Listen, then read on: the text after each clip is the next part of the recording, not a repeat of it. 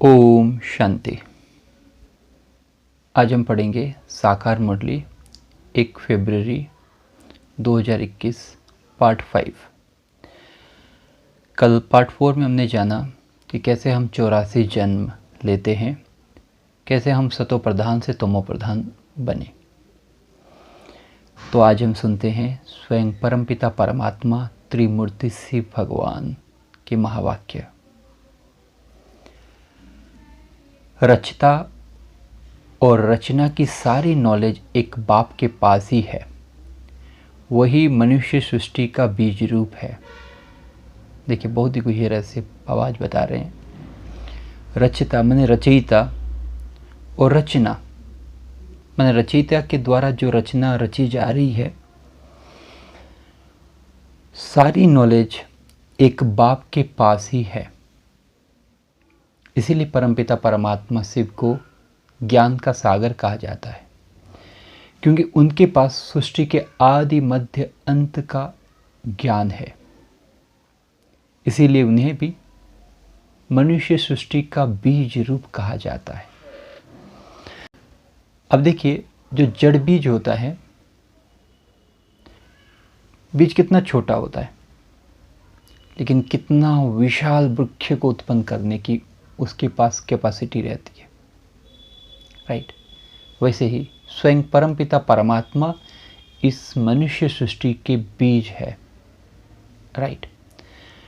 क्योंकि उनके अंदर सारी सृष्टि का ज्ञान है, सृष्टि के आदि मध्य अंत का ज्ञान है। राइट। जैसे उस बीज के लिए, वृक्ष को उत्पन्न करने के लिए जमीन चाहिए, खाद चाहिए, पानी चाहिए, सूरज की किरणें चाहिए, वैसे ही स्वयं परमपिता परमात्मा निराकार है, तो उनको ज्ञान के लिए प्रदान करने के लिए एक मनुष्य तन का आधार लेना पड़ता है, जिनको भागीरथ कहा जाता है। राइट। तो इस अनुसार हम समझ पा रहे हैं कि परमात्मा शिव ही मनुष्य सृष्टि का बीज है।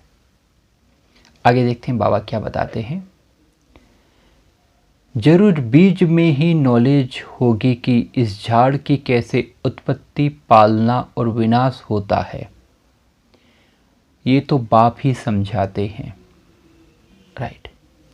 तो बाबा बता रहे हैं कि इस बीज में ही, अर्थात मैं जो बीज हूँ, मेरे में ही इस झाड़ की कैसे उत्पत्ति, अर्थात मनुष्य सृष्टि की कैसे उत्पत्ति होती है, कैसे पालना होती है, कैसे विनाश होता है। आज साइंस देखिए कितना उत्पत्ति के लिए कितने कितने दिमाग लगा रहे हैं, कैसे उत्पत्ति हुई, कितने थ्योरी, कैसे डार्विन थ्योरी, कितने कितने थ्योरी लगा रहे हैं। लेकिन भगवान यहाँ पर पूरी तरह से सिंपल रीति से हमको बता रहे हैं कि कैसे इस सृष्टि की उत्पत्ति हुई। देखिए कैसे उत्पत्ति हुई। इस चित्र में आप देखिए, सबसे नीचे में देखिए शिव बाबा, नीचे में ब्रह्मा एंड सरस्वती, अर्थात परमपिता परमात्मा ब्रह्मा तन का आधार लेते हैं। वो कौन सा समय हुआ? संगम युग। देखिए, इसको आप जड़ बीज से कंपेयर कीजिए। जड़ बीज में जो बीज होता है मिट्टी के अंदर होता है, गुप्त होता है।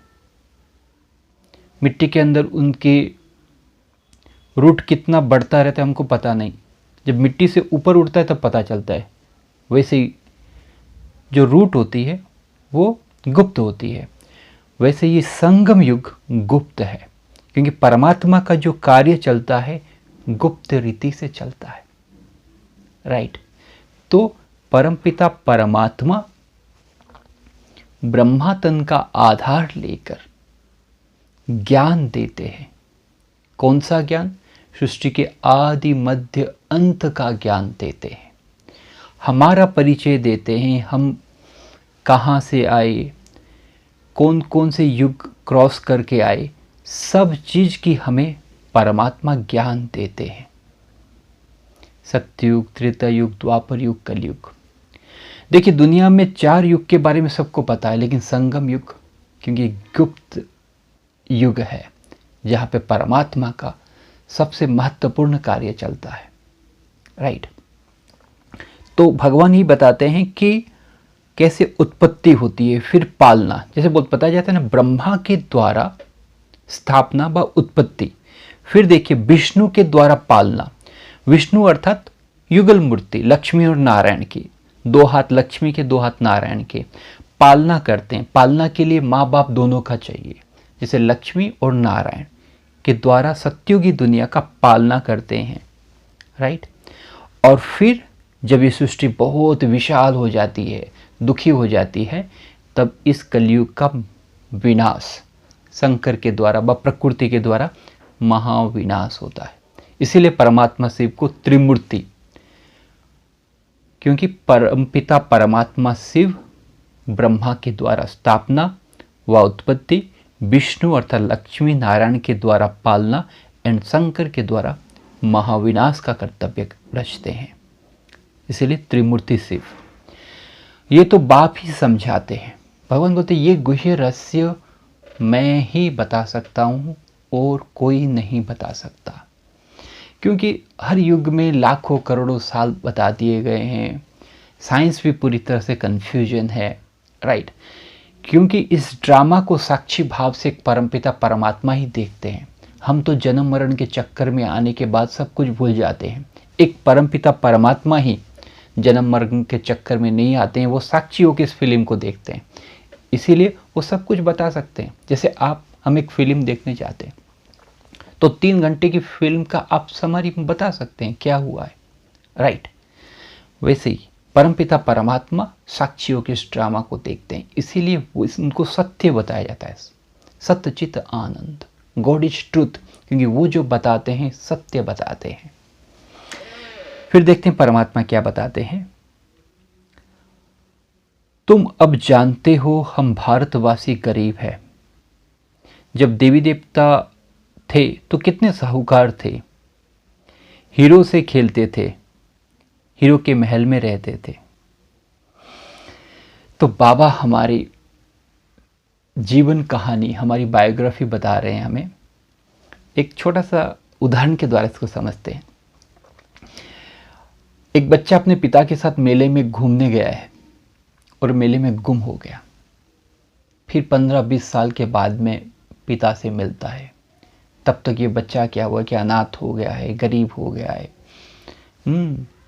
खाने के भी उसको नहीं मिल रहे, ऐसी अवस्था हो गई है। तब पिता जब उनको मिलता है तब बताता है, अरे बच्चे तुम तो मेरे बच्चे हो, तुम बहुत साहूकार बच्चे हो, तुम राज परिवार के बच्चे हो, लेकिन दुर्भाग्यवश तुम मेरे से बिछड़ने के बाद में तुम्हारी ये हालत हो गई, राइट। वैसे ही भगवान हमें यही बताते हैं कि भारतवासी अभी हम गरीब हो गए हैं, लेकिन हमारा जो स्टार्टिंग वाला पार्ट जो सतयुग में था, बहुत साहूकार देवी देवता का पार्ट था, हीरो से खेलते थे। आज हीरे को देखने में हम लोग देखने को नहीं मिलता है। वहाँ पे हीरो से खेलते थे और हीरो के महलों में रहते थे। तो भगवान हमें बताते हम कितने महान, कितने ऊंच थे और आज हम कैसे कंगाल बन गए। भगवान ने हमको बहुत ऊंच प्रॉपर्टी दी थी, लेकिन द्वापर युग से हम 5 विकारों के वशीभूत होके धीरे धीरे धीरे अपनी कलाओं को कम करते हुए आज कंगाल हो गए। तो भगवान हमें स्मृति दिलाते हैं कि हे मेरे बच्चे, तुम बहुत ही महान बच्चे, देवी देवता थे, लेकिन सतो रजो तम होते होते आज तुम दुखी हो गए हो, कंगाल हो गए हो। फिर बाबा बताते हैं, अब बाप स्मृति दिलाते हैं कि तुम कैसे 84 जन्म लेते हो, बुलाते भी हो, हे पतित पावन गरीब निवास बाबा आओ, हम गरीबों को स्वर्ग का मालिक फिर से बनाओ। तो बाबा हमको फिर से स्मृति दिलाते हैं कि कैसे हमने 84 जन्म लिए। जैसे कल हमने डिस्कस किया था किस तरह से हम कितने ऊंच लेवल से कितने नीच लेवल तक आ गए हैं। और इसीलिए आज के डेट में हम क्या बुलाते हैं, हे पतित पावन, भगवान को पतित पावन। हे पतित पावन, हम पतित बन गए हैं, हम आपको पावन बनाओ। हे गरीब निवास, हे परमपिता परमात्मा, आप तो गरीब निवास है, आप आइए, आप हमारी पुकार सुनिए, हम गरीबों को स्वर्ग का मालिक फिर से बनाओ। क्योंकि आत्मा में स्मृति है कि ऐसा एक समय जब हम दुखी हो गए थे तब भगवान आए थे। जो गीता में भी वर्णित है, यदा यदा ही धर्मस्य ग्लानिर्भवति भारत। तो अब हर आत्मा तड़फ रही है, हर आत्मा चाहती है मुक्ति मिले, बैंकुट का सुख मिले, क्योंकि यहाँ के दुखों से आत्मा बहुत ही दुखी हो चुकी है। इसलिए चित्कार कर रही है कि हे प्रभु आओ, आके हमारा दुख हरण करो। तो भगवान यही बता रहे हैं कि यस, जो तुम इतने वर्षों से मुझे बुला रहे हो, अब मैं आके अपना पार्ट प्ले कर रहा हूँ। मैं तुम्हें आया ही हूँ पतित से पावन करने, गरीब से साहूकार बनाने मैं आया हूँ। मैं तुम्हें स्वर्ग का मालिक, तुम केवल मेरी श्रीमत पर चलो, मन मत पर मत में और ध्यान मत दो। समय कम है, पुरुषार्थ बहुत ऊंच करना है, इसलिए जो मैं रास्ता दिखा रहा हूँ उस रास्ते पे चलो तो तुम्हें मंजिल बहुत करीब नजर आएगी। इसीलिए मेरी बातों को मानो, मेरी बात, मेरी श्रीमत पर चलो। तो ये हुई आज की वाणी। आप सभी का बहुत बहुत धन्यवाद। कल फिर मिलते हैं पार्ट 6। ओम शांति।